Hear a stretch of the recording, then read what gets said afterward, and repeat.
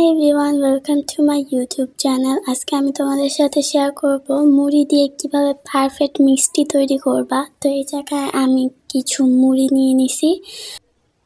তোমরা চাইলে পাটায় মুড়িগুলোকে ভালোভাবে বেটে নিতে পারো অথবা ব্লেন্ডারে দিয়ে ভালোভাবে ব্লেন্ড করে নিতে পারো। তো এই জায়গায় আমি পাটায় বেটে নিতেছি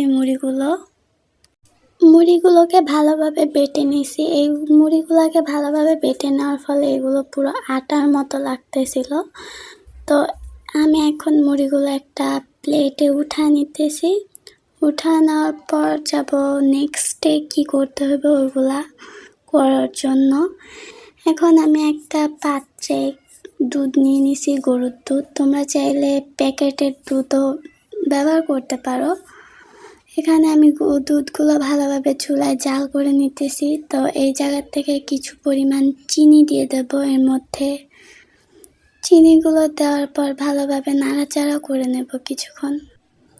নাড়াচাড়ার পর এর মধ্যে কিছুটা লবণও দিয়ে দেব। তারপর দুধগুলো এভাবে বলকাতে শুরু করলে যে মুড়িগুলো রাখছিলাম বেটে ওইগুলো আস্তে আস্তে করে দিয়ে দেব। দিয়ে নাড়াচাড়া করতে থাকবো। নাড়াচাড়া করতে করতে দেখা যাবে যে এগুলো একটা আটার কায়ের মতো হয়ে গেছে।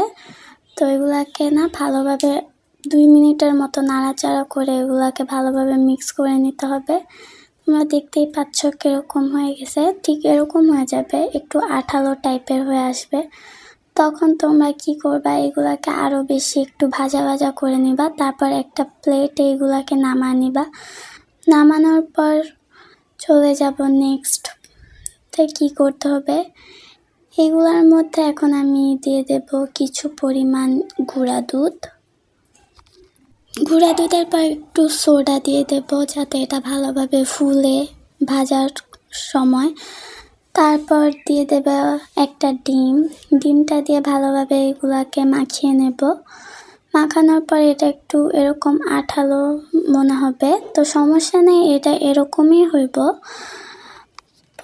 তারপর এর মধ্যে আমি 1 চামচ ঘিও দিছিলাম। তারপর কিছুটা ঘি আমার নিজের হাতের মধ্যে মেখে নিছিলাম। তারপর যে ডোটা বানায় রাখছি ওইটাকে এখন একটু লম্বা লম্বা শেপ করে মিষ্টি শেপে দেব, নয়তো গোল গোল শেপ করলে এটা ভাজার সময় ফেটে যাওয়ার সম্ভাবনা বেশি। এভাবে আমি অনেকগুলো বানিয়ে নিছি।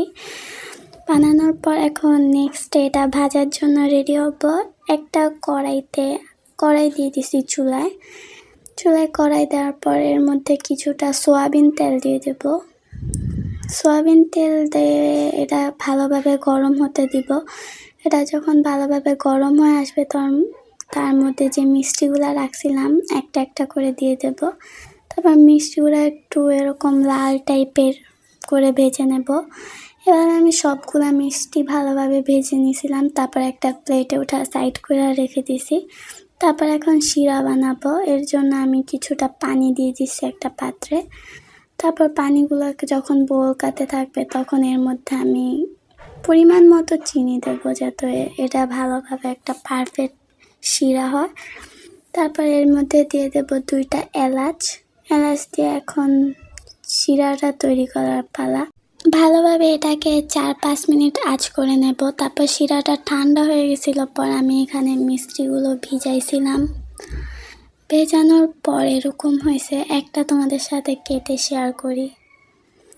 এটা একদম পারফেক্ট মিষ্টি হয়েছিল, কোনো অংশেও কম ছিল না দোকানের মিষ্টির থেকে, বাট একটু মুড়ির ফ্লেভারটা বেশি ছিল। এভাবে এমনি মিষ্টি ঠিক